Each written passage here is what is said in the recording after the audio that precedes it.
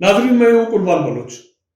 वफाकी हुकूमत और तहरीक लब्बैक के दरमियान मुआहदे के हवाले से शेख रशीद ने ऐलान तो कर दिया, लेकिन उसके बावजूद इसके हवाले से कन्फ्यूजन बरकरार है।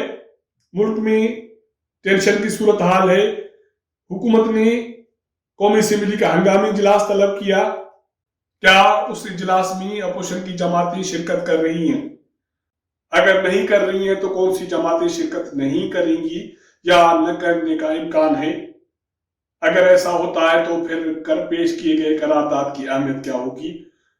ये बड़ा इम्तिहान है कौमी असम्बली के लिए, उसमें शामिल जमातों के लिए और वहां मौजूद जमातों के लिए इससे ज्यादा इम्तिहान होगा, क्योंकि अपोजिशन जमातों का मौक़िफ़ है कि ये मुआहदा तो हुकूमत ने किया, हम इस पे अपने गले में क्यों डालें।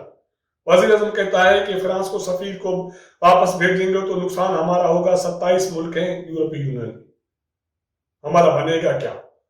लेकिन उसके बावजूद ये करारदाद आ रही है और ये कहा जा रहा है दूसरी तरफ से कि ऐसा नहीं है कि सिर्फ करारदाद पेश करना काफी है।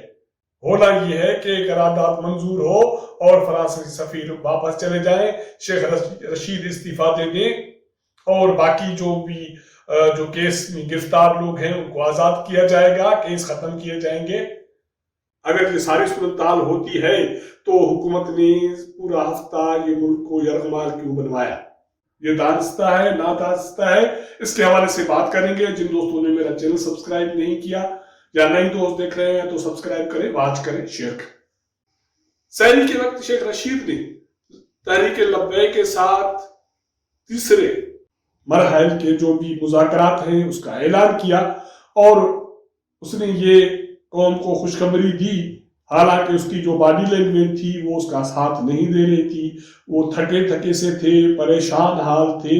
उसने वीडियो बयान रिकॉर्ड करवाया, फिर वो वीडियो बयान जारी हुआ जिसमें उसने ये कहा कि मामला तय पा गए हैं।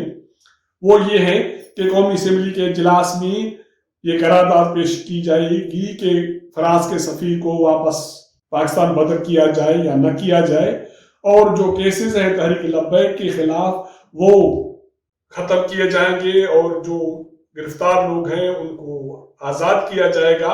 लेकिन एक दूसरी साइड की जो स्टोरी है वो स्टोरी ये है जिसके तफसीलात अभी शेख रशीद की तरफ से कौम के सामने नहीं आए।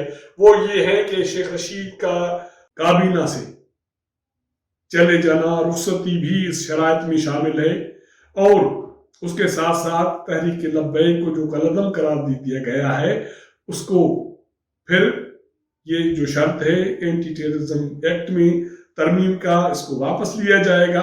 अगर ये सारा कुछ होता है तो फिर सवाल ये उठता है कि पिछले एक हफ्ते से या 2-2.5 माह से हुकूमत ने जो चीजें अंडर कारपेट की, छुपाई, मीडिया ब्लैकआउट किया और उसके बाद पिछले एक हफ्ते 10 दिनों से मुल्क यरगमाल है, मुल्क खौफ की कैफियत में है। कुछ किसी को समझ में नहीं आ रहा कि हुकूमत क्या करने जा रही है, हुकूमत क्या कर रही है।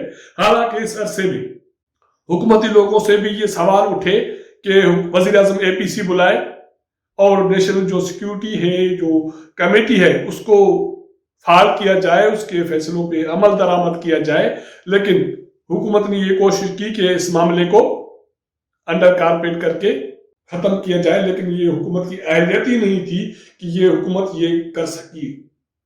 हुकूमत ने तहरीक लब्बैक को कलअदम करार दे दिया, SRO जारी हुआ, एंटी टेररिज्म एक्ट में तरमीम हुई, रिजवी गिरफ्तार हुए और सारे मुल्क में हंगामे हुए और मैशत मुतासिर हुई।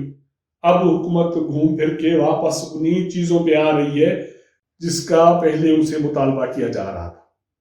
अगर ये सारी चीजें करनी पहले थी तो फिर मुल्क को इस इम्तिहान में डलवाया क्यों? और दूसरी बात यह है कि अगर पार्लियामेंट के थ्रू ये सारी चीजें करवानी थी या सारा जो इशू था वो पार्लियामेंट में आके पेश करना था, तो फिर जो अपोजिशन की सियासी जमातें हैं उनको एतमाद मिले ना, उसमें बुराई क्या थी? अगर ये सारी चीजें बुराई नहीं थी तो फिर ये हुकूमत वो 100 प्याज और 100 लितर वाले काम हमेशा क्यों करती है? ये मेरा भी सवाल है, इस कौम का सवाल रहा है। वज़ीर आज़म का खिताब आपने सुना, कौमी असेंबली में सूरत हाल आपने देखी آج قومی اسمبلی کا ہنگامی اجلاس بلایا جا رہا ہے کیونکہ اجلاس جمعرات کو ہونا تھا. پھر اسپیکر نے اپنے اختیارات استعمال کیے, نیا نوٹیفکیشن جاری ہوا, اس کے مطابق 3 بجے اجلاس بلایا گیا جس میں فرانس کے سفیر کو ملک بدر کرنے کے حوالے سے قرارداد پیش کی جائے گی. اب دیکھنا یہ ہے کہ اس قرارداد کے حق میں کون کھڑا ہوتا ہے یا مخالفت کون کرتا ہے. مسلم لیگ نون نے پارلیمنٹری پارٹی کا اجلاس ہنگامی بنیادوں پہ طلب کر لیا ہے. اس کے حوالے سے اس میں فیصلہ ہوگا کہ اجلاس میں شرکت کرنی ہے نہیں کرنی, اور شرکت کرنی ہے تو اس قرارداد کی حمایت کرنی ہے نہیں کرنی.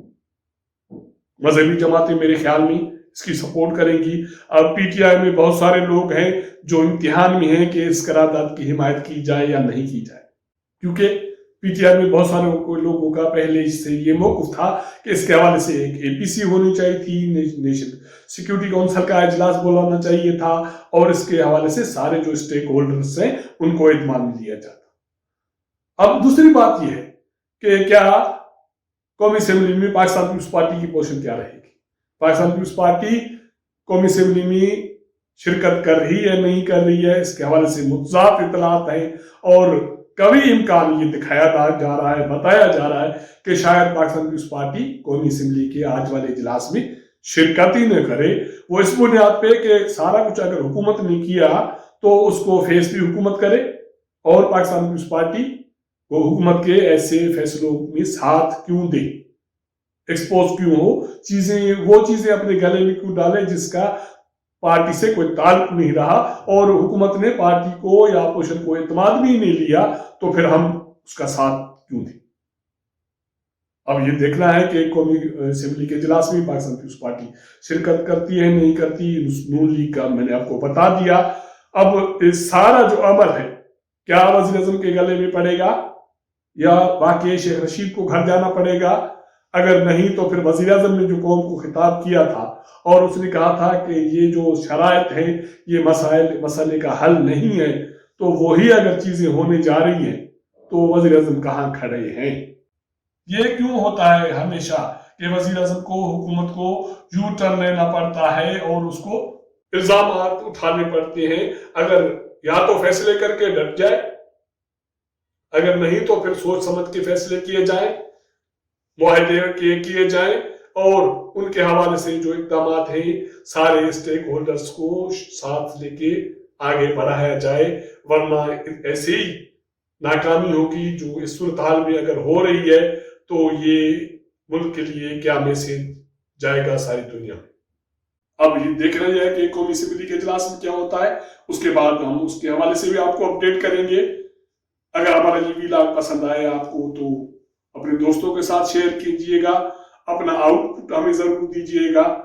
آپ کے ساتھ ملاقات کریں گے اگلے پروگرام میں, تب تک اجازت دیجئے گا. اللہ حافظ.